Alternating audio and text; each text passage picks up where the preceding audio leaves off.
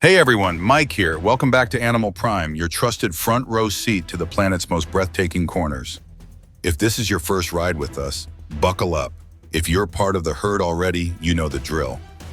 Curiosity in, wonder out. Today we're saddling up for a journey that's equal parts celebration and SOS, because hidden behind the roar of modern life are 14 horse breeds so rare that every new foal feels like a coin toss against time. Some of these bloodlines date back to Bronze Age caravans and medieval battlefields. A few teeter on the cliff's edge, with fewer than 200 breeding animals left.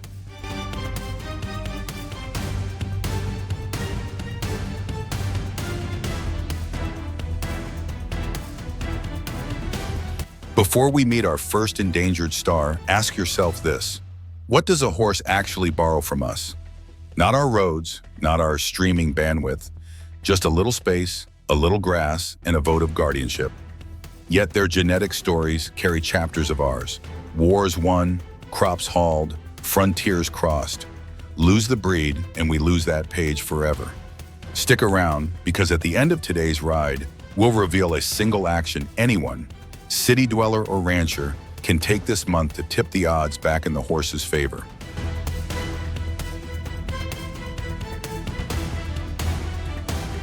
One, Akhal-Teke, the living mirage. Imagine dawn breaking over a Turkmen desert. A stallion steps into the light, and his coat flashes liquid gold, as if the sun pooled right beneath his skin. That's the Akhal-Teke, lean, greyhound sleek, and so shimmering that ancient traders swore they were forged by fire. Their hollow hair shafts scatter sunlight, creating that impossible metallic sheen.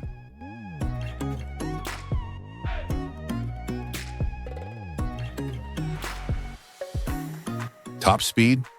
Upward of 35 mph, but the real marvel is their endurance.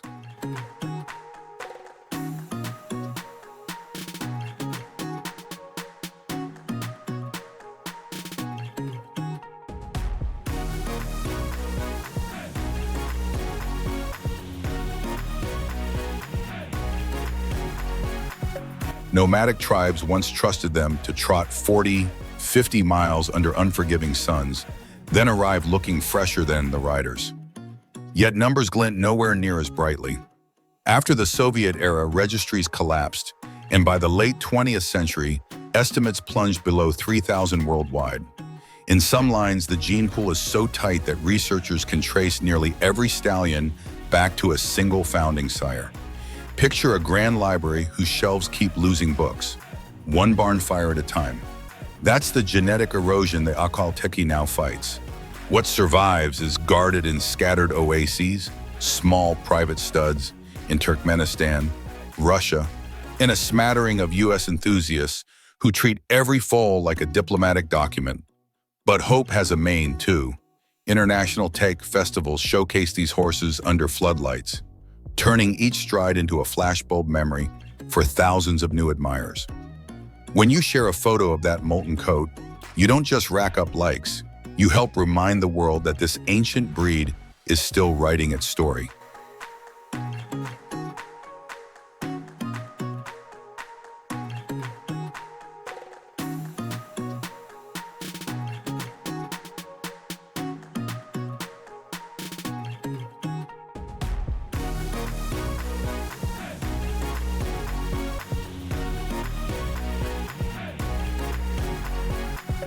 Two, Caspian, the forgotten foundation. Shrink the sleek elegance of an Arabian into pony dimensions, and you'll glimpse the Caspian. Not quite 12 hands high,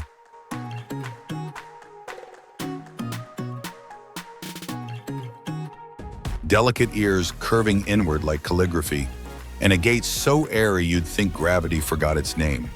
Archaeologists found reliefs of horses just like them pulling Persian chariots 2,500 years ago. Geneticists now believe many modern light breeds, Arabian included, owe their finesse to these little ancestors. And yet, by 1965, the Caspian had vanished from every Iranian stud book, assumed extinct. Enter American-born researcher Louise Ferruz, who, wandering coastal villages near the Elburz Mountains, stumbled upon a handful of wiry ponies. Children were riding bareback along the cliffs. Heart racing, she realized she'd met living fossils. Firouz shipped several back to Tehran, sparking a scramble to resurrect the bloodline. Fast forward to 2025. Roughly 1,600 survive worldwide. Fewer than most high schools have students. Political upheavals make exporting fresh genetics difficult, so breeders from New Zealand to Virginia trade frozen semen like precious spice along a 21st century Silk Road. Each spring foaling season feels like adding one more fragile thread back into a tapestry that almost unraveled completely.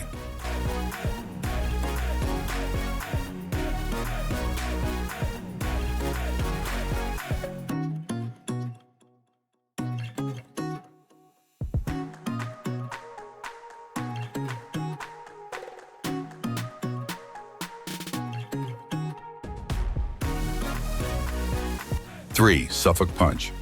Britain's enduring engine. Picture a chestnut wall of muscle.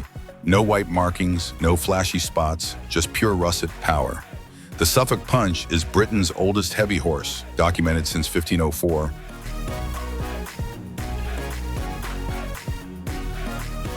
Purpose-built to drag plows through sticky East Anglian clay. Farmers respected them for three unbeatable features. They were eager, they were economical eaters, and unlike taller shires, they fit neatly between turnip rows.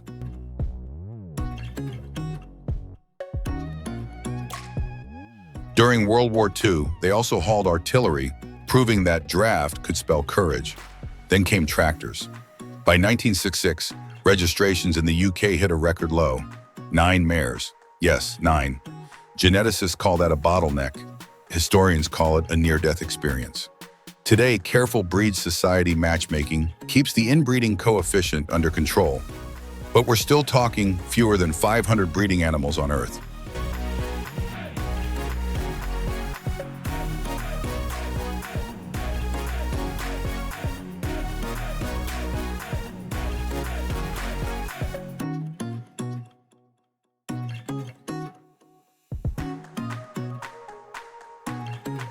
Meet One Punch in person, and you'll wonder how such a massive presence can feel so endangered.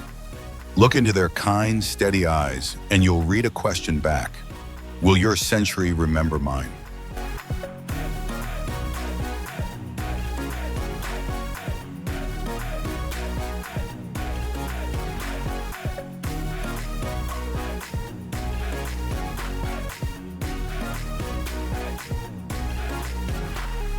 Four, Sorraia, the Iberian phantom, slips south to Portugal's Tajo Basin wetlands, where reeds hiss under migratory birds. At first, your binoculars show nothing, just willows and water. Then a line of slate-gray horses emerges, dark eel stripes running spine to tail, zebra bars faint on their knees. The Sorraia isn't flashy, it's primordial. DNA links them closer to the type that once roamed Ice Age Iberia than to most modern breeds. Cowboys valued them for cattle work. Conquistadors may have shipped relatives of these very horses to the New World. Yet as Iberian agriculture modernized, ranchers favored heavier, showier stock. By the 1970s, Dr. Reid Andrade, the Sorraia's lone champion, roamed marshes rounding up any survivors he could find, finally corralling just 14 breeding animals.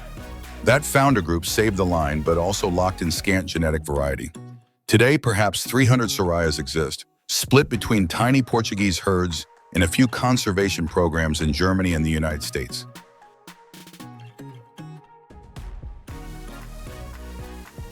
Seeing them can feel like leafing through sepia photographs. But unlike photos, these ghosts still breathe. Breath for a moment, listeners. 4 breeds down, 10 more to discover. And each new hoofbeat will echo back to the very bones of our shared history. Ahead lies the windswept Dakota Badlands, the Emerald Isles of Scotland, and even a blood-red desert where a myth says horse sweat turns to rubies. So keep those reins loose and your mind wide open.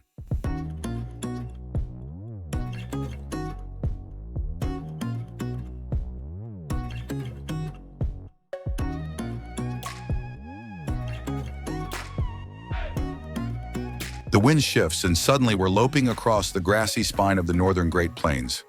Out here, where thunderstorms roll in like drumming hooves, survives a breed born from a clash of freedom and fences.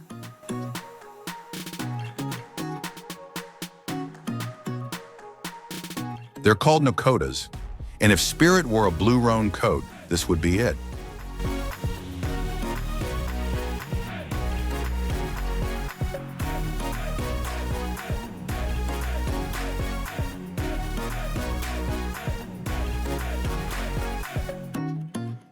Local ranchers once dismissed them as scrub mustangs, but dig deeper and you find a living braid of colonial Spanish blood, Lakota war ponies, and the cavalry mounts of Fort Lincoln.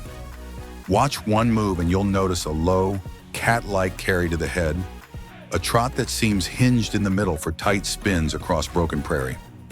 In the 1980s, when the Theodore Roosevelt National Park began culling its feral herds, two brothers, Frank and Leo Kuntz, couldn't bear to see that lineage vanish under a government auction gavel. They mortgaged tractors, bought every family group they could load, and started the Nokota Horse Preserve. 4 decades later, the global census still hovers under 1,000, but each foal rocks a double gift: genetic hardiness and a legend that sings of buffalo grass and painted teepees.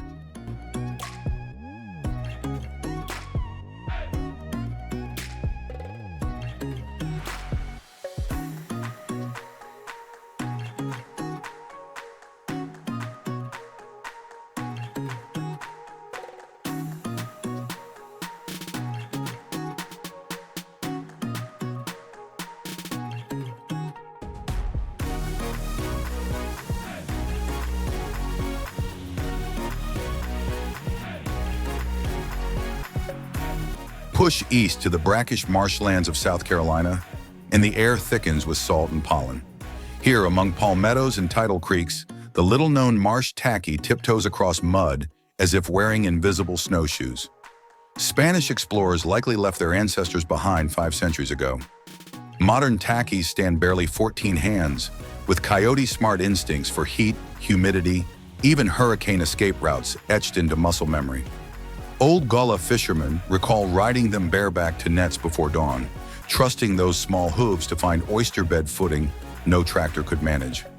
By 2007, the breed's tally had shrunk below 200, about the crowd at a high school basketball game, so coastal families formed the Carolina Marsh Tacky Association.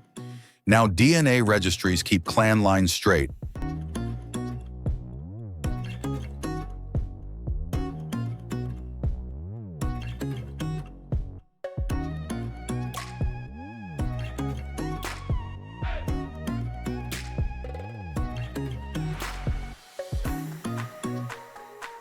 And every January on Hilton Head Island, you'll find a sand-swept race that echoes Revolutionary-era militia drills.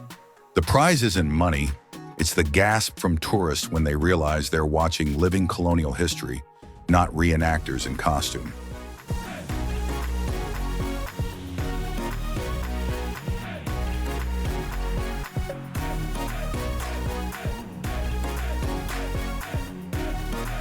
Across the Atlantic again, fog drapes over North Yorkshire fields where hedgerows hide a different survivor.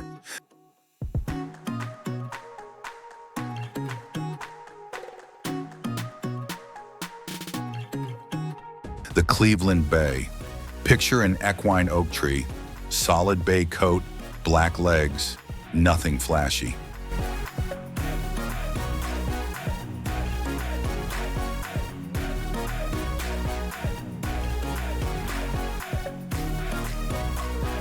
In the 18th century, these horses were the UPS trucks of Britain, carrying heavy coach bodies from London to Edinburgh without so much as a loose wheel. Even Queen Elizabeth II kept a private stud, convinced that if the monarchy ever required a state procession through chaos, only a Cleveland could shoulder the weight. But iron rails and internal combustion engines crushed demand. By the 1960s, the global breeding population had fallen below 70 pure mares. An emergency appeal went out, and in a twist worthy of a detective novel, Japan's Imperial Guard happened to own a few outcrossed stallions traced straight back to Victorian stock. Semen crossed hemispheres, bloodlines reopened, and today maybe 900 Clevelands stride the earth. Still rare enough that each one earns a passport more detailed than most humans carry through customs.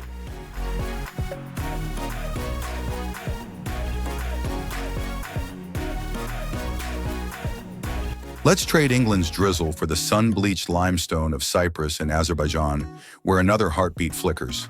The Karabakh horse. Legends claim their ancestors carried Persian couriers faster than a falcon's shadow, and modern endurance trials back up the brag. 100 kilometers in a day, barely a nostril flare.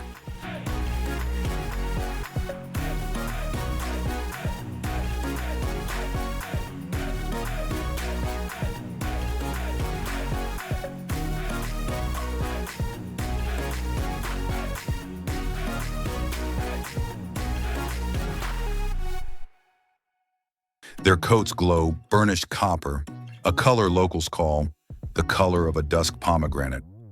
Yet decades of regional conflict fractured breeding farms, scattering mares behind shifting front lines. When a ceasefire finally cooled the mountains, conservationists found fewer than 200 registered Karabaks alive. Transporting stallions across contested borders requires paperwork thick as a Tolstoy novel, but every year a handful of foals still hit the ground, nickering into dawn as if to prove poetry outlives politics.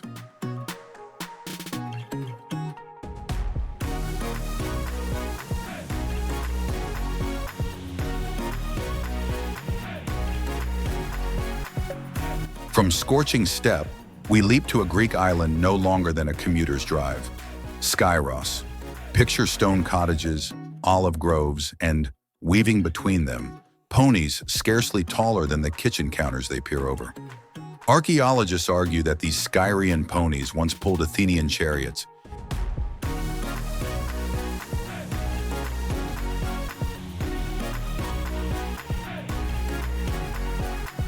and maybe the tiny horses painted on the Parthenon's frieze. Their proportions are delicate.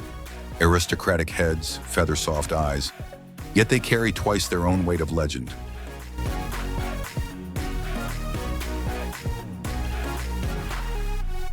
Modern mechanization pushed them off farms and onto postcard sidelines. By the turn of the millennium, sightings had dwindled to drifts of hoof prints on remote beaches. Current estimates hover around 90 breeding mares, guarded by island cooperatives who corral the foals each spring for health checks before releasing them to roam free again. Manes tossing like sea foam against volcanic cliffs.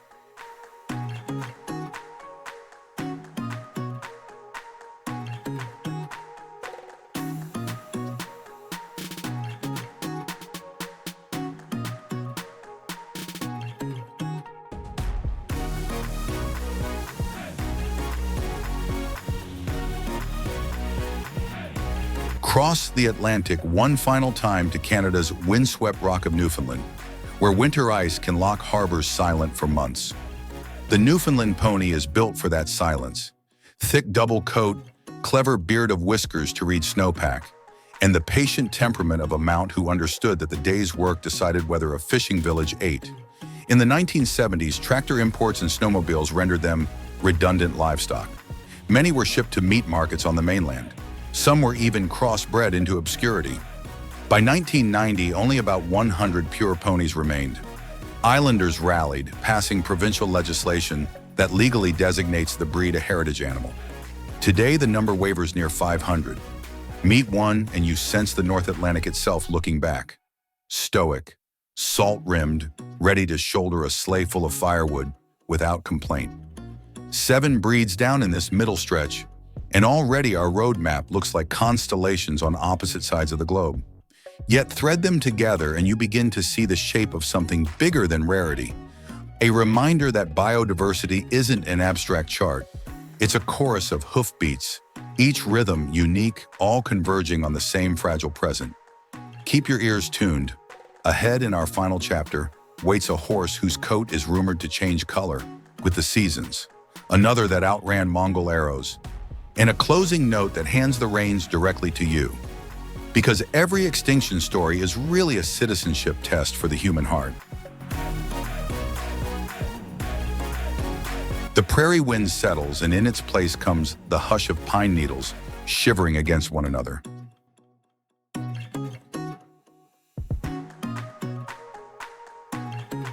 Time to meet a horse whose very coat seems brewed from both dawn and twilight. They call it the Black Forest horse, and if you've never seen one, picture swirling hot chocolate satin topped by a mane the color of vanilla cream. In summer sunlight, that flaxen waterfall almost glows, yet come winter, it deepens to a rich caramel.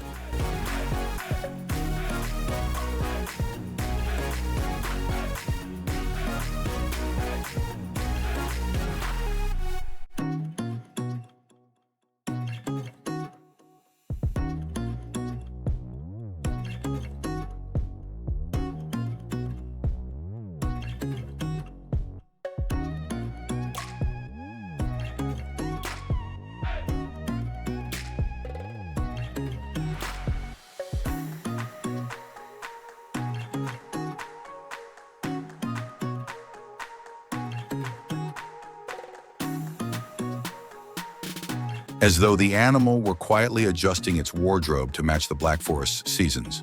For centuries, these sturdy drafts hauled timber down Germany's steep ravines.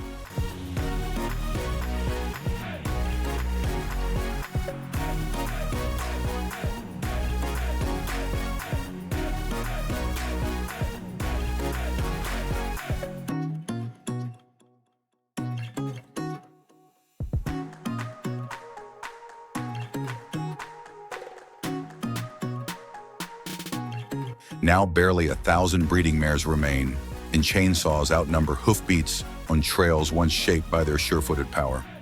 Modern breeders use genetic match software that would make a dating app blush, just to keep inbreeding low enough for the line to breathe another generation. When you stand beside one, feel the cedar-scented air and the baritone heartbeat under that thick coat.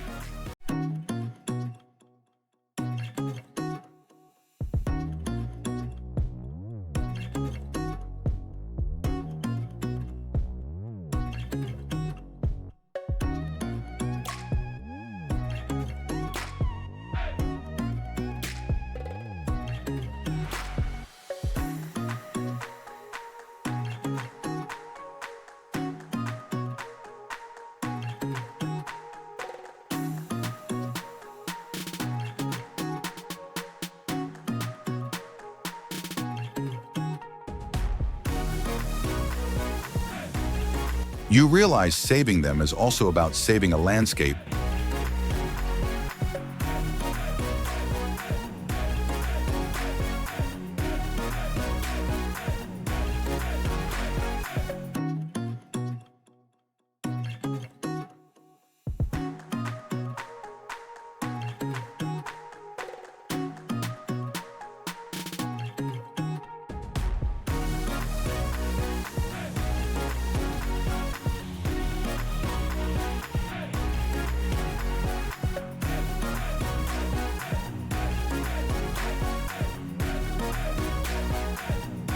That still remembers the slow rhythm of horse bells echoing through fog. Let's pivot south, far south, to the Sierra Madre of northern Mexico, where cliffs fold like origami under desert skies. Here, a pint-sized dynamo called the Galiceño picks its way along goat paths no larger horse could follow. There's mischief in those dark eyes, the same spark that once carried Spanish conquistadors across the Gulf and later pulled plows for homesteaders from Texas to Oklahoma. Most stand under 13 hands, but what they lack in stature they repay with an almost fox-like agility and a trot so smooth, riders swear you can balance a cup of coffee without a ripple. Yet when tractors came, the little Galiceño was branded obsolete. By the 1990s, barely 100 pure animals were left, scattered in backyard corrals and half-forgotten ranches. Today, a micro-network of enthusiasts tracks every foal via WhatsApp groups, swapping DNA kits the way their grandparents traded saddle blankets. Each new registration feels like rescuing a paragraph of frontier history before the dust can swallow the script.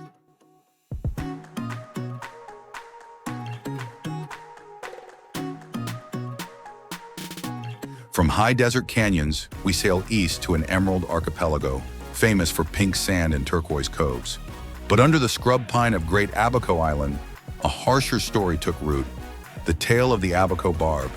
These horses were descended from Spanish shipwreck stock, tough barefoot survivors who roamed Bahamian Caucasus for 3 centuries.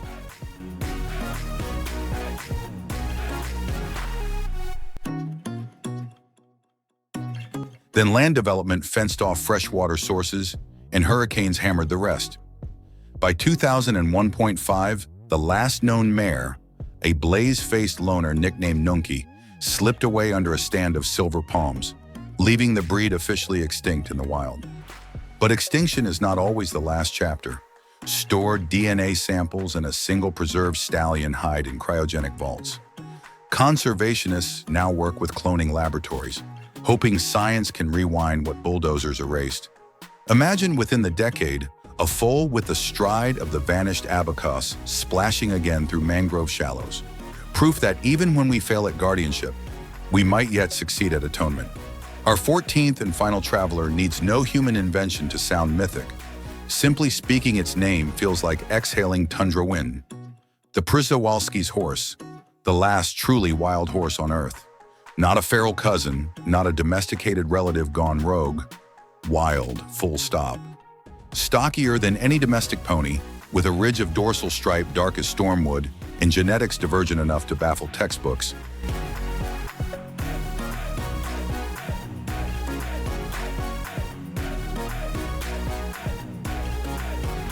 Przewalskis once thundered across Eurasian steppe by the tens of thousands. Soviet military officers shot them for target practice. Others were captured for zoos. By 1969, every wild herd was gone. All that survived were a few dozen scattered descendants of just 12 founding animals, living behind iron bars on 3 continents.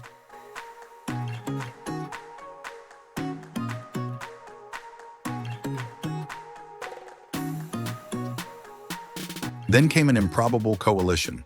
Mongolian herders, Dutch zookeepers, Prague geneticists, even a German airline that flew horses in custom crates. In 1992, 18 nervous animals rattled across the Gobi in trucks better suited for fuel drums.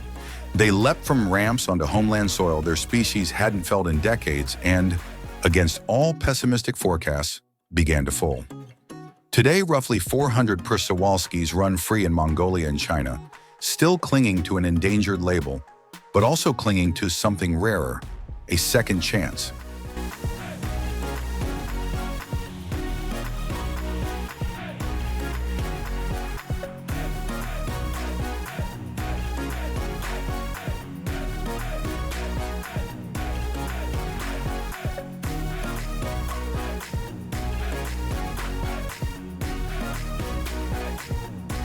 So, my friends, we've galloped from the metallic shimmer of Turkmen deserts to spruce shadowed German valleys, from Bahamian surf to Mongolian frost.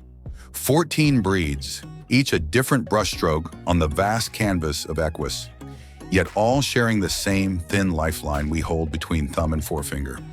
Let's be honest, none of us can single-handedly reopen ancient trade routes or rewrite centuries of mechanization. But together we can widen that lifeline.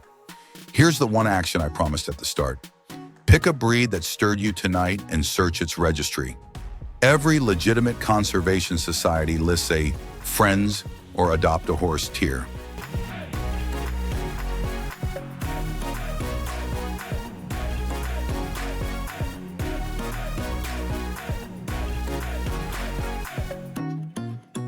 $5 a month buys a DNA test, a flu vaccine, or simply the hay that keeps a winter pasture alive. Multiply that by thousands of viewers, and we're talking an avalanche of hope. Now I need something from you. Scroll down and tell us, which horse stole your breath and why? Was it the Black Forest creamy mane, the Galileo smooth trot of the Galiceño, the ghost story of the Abaco Barb, or the raw prehistory still thundering inside every Przewalski? Your comment might introduce a stranger to a breed they've never heard of, and that spark of curiosity is the first domino in any rescue chain. And hey, if trekking through endangered bloodlines lit a fire under your saddle, you're going to love where we ride next. Click subscribe and ring that bell so you don't miss our upcoming journey into the twilight world of creatures that glow, buzz, or sing their way out of danger. It's a lineup as dazzling as tonight's, I promise. Until then, keep your eyes open, your heart wild, and remember, here at Animal Prime, the story of Earth is always in motion, sometimes at a trot, sometimes at a full gallop.